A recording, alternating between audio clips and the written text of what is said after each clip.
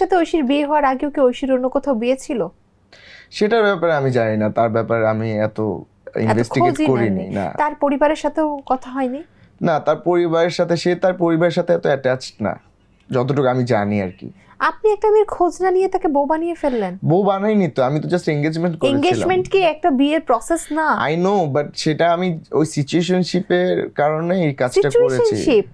Situationship. আচ্ছা, এই যে জেন জি এই শব্দটা Gen Z। মানে আসার পরে এই যে রিলেশনশিপকে আপনারা এত ভাগ করছেন, দেখুন আমরা যারা আগের আমরা ভাবতাম যে একটা রিলেশন মানে কি বিয়ে এবং সেই বিয়েকে এই মৃত্যুর আগ পর্যন্ত বহন করা।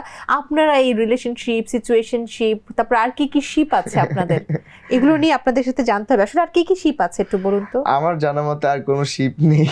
সিচুয়েশনশিপটা এমন হচ্ছে যে আপনি একটা মানুষের সাথে হয়তো কমিটমেন্টে গিয়েছেন, রিলেশনশিপে গিয়েছেন, বাট আপনি সিচুয়েশনটার কারণে আপনি এমন একটা